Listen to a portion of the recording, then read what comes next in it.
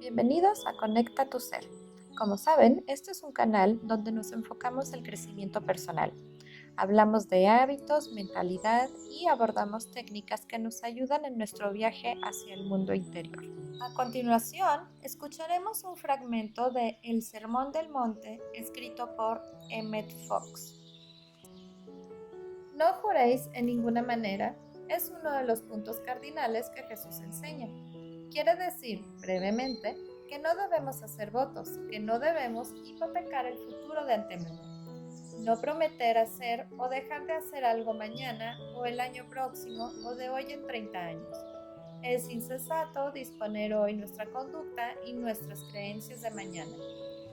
Es parte vital de la enseñanza de Jesús esta obligación de buscar constantemente la inspiración directa de Dios y de mantenernos siempre listos para permitir al Espíritu Santo manifestarse por medio de nosotros.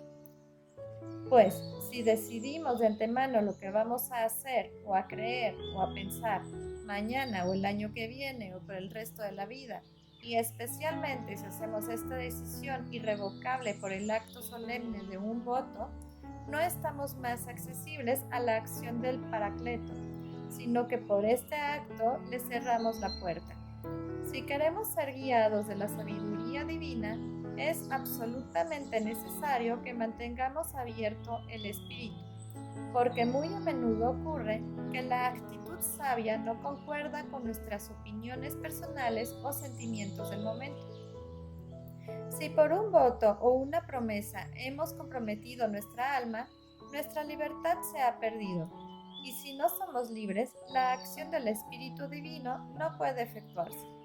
Esto es, en efecto, ni más ni menos que el pecado contra el Espíritu Santo de que habla la Biblia, pecado que ha asombrado tanto a los corazones sensitivos y del cual existe un falso concepto general. ¿Cuál es ese pecado contra el Espíritu Santo? Tal pecado consiste en toda acción que impida en nosotros la obra del Espíritu Santo, todo aquello que intercepte la influencia vivificante y siempre renovadora de Dios, porque ese hecho es la vida espiritual misma. El castigo de este error es el estancamiento espiritual, y puesto que el único remedio en este caso es buscar la acción directa del Espíritu Santo, y nuestro error consiste precisamente en impedir esa acción, la condición resultante de ello es un lamentable círculo vicioso. Es evidente que las cosas no pueden cambiar mientras persistamos en nuestra equivocación. De ahí que, en ese sentido, el pecado se convierte en irremisible, es decir, no tiene perdón. El problema no puede resolverse de ninguna manera hasta que la víctima no esté lista para cambiar su actitud. Los síntomas de esta enfermedad son la parálisis del alma y la falta de poder para elevarse hacia la verdad. Síntomas estos que van acompañados muchas veces de un sentimiento de superioridad moral y de orgullo espiritual. Naturalmente, Jesús no quiere decir que no debemos comprometernos en los negocios ordinarios de la vida, tales como tomar un alquiler en casa, firmar un contrato, aceptar un socio o el tomar a nuestro servicio un criado, etc. Tampoco quiere decir que el juramento ordinario exigido por los tribunales es inadmisible, porque estas cosas facilitan las transacciones entre los hombres y son indispensables en cada sociedad bien organizada. El Sermón del Monte, como hemos visto, es una disertación sobre la vida espiritual, la cual lo dirige todo. El que comprende la enseñanza espiritual de Jesús y la pone en práctica no podrá faltar a una obligación de honor. Él será un buen inquilino, un socio honrado y un testigo digno de confianza ante los tribunales. Muchas iglesias exigen todavía a sus miembros, en el momento de su ordenación, que prometan solemnemente continuar creyendo todo el resto de su vida las doctrinas de su secta particular, y esto ocurre en un momento de su vida en que todavía son jóvenes y su espíritu carece de madurez. Esto es exactamente lo que Jesús quería evitar. Si un joven ora todos los días pidiendo esclarecimiento y dirección, es evidente que no seguirá guardando las mismas ideas a medida que envejezca, sino que las irá ampliando y corrigiendo continuamente. El hombre que él es hoy morirá cada día para renacer al día siguiente más sabio y mejor. Ciertos grupos religiosos exigen aún a sus miembros que acepten determinado libro de reglas e instrucciones destinadas a servirles de guía perpetua, pero tal cosa es fatal porque impide automáticamente la acción del Espíritu Divino. En lo que a esto respecta, ciertas iglesias organizadas recientemente están tan faltas de sabiduría como las antiguas. Cada persona debe en cada momento ser libre de dirigir los asuntos de su alma, según la inspiración recibida del Altísimo. Orar o dejar de orar, hacerlo de esta manera o de otra, leer o no ciertos libros, asistir o no a la iglesia. Todo esto no puede planearse arbitrariamente de antemano, sino que debe decidirse según la urgencia espiritual del momento.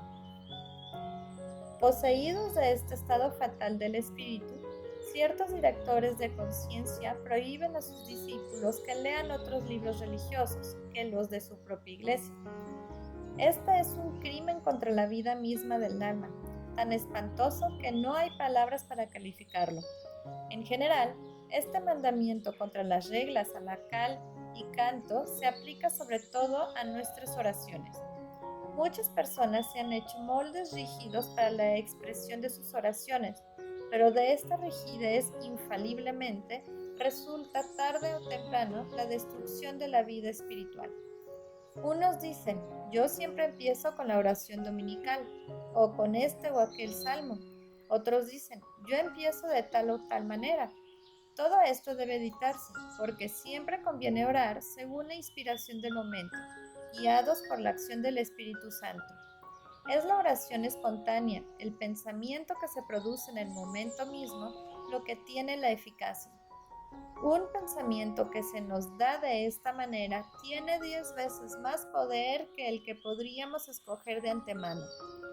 Recordemos, sin embargo, que solamente las reglas inflexibles deben evitarse. Es bueno tener algunos moldes de oraciones que podrían ser usadas cuando no se presente algo mejor. Y a la mayoría de los principiantes tal cosa les será necesaria por algún tiempo. Lo que importa es estar siempre listos a abandonar la regla para escuchar al Espíritu. Algunas veces se llega a una condición en que las oraciones parecen no tener resultado. Con frecuencia se debe esto a que la forma reglamentada de la oración la ha convertido en una cosa maquinal. En tal caso, es necesario buscar a tientas alguna inspiración, dejarse guiar del primer pensamiento que llegue o tratar de descubrir la inspiración abriendo la Biblia a la aventura. No debemos empeñarnos nosotros mismos en señalar determinadas condiciones o circunstancias o soluciones particulares a nuestros problemas, lo cual se llama en lenguaje técnico trazar un plan. Cuando estemos en dificultades, debemos pedir espiritualmente la armonía y la libertad, pero no tratar de determinar el arreglo exacto que haya de efectuarse o decidir el curso preciso que vayan a seguir las cosas. Si uno se resuelve de antemano a obtener una cosa particular, podrá, si tiene ciertas facultades del espíritu, lograrla. Pero de ese ejercicio del libre albedrío resulta casi infaliblemente una serie de complicaciones. Él obtendrá lo que deseaba, pero luego lo lamentará profundamente. Si te gusta nuestro contenido, comparte y comenta qué fue lo que más te gustó y qué otros temas te gustaría escuchar. Muchas gracias por tu apoyo.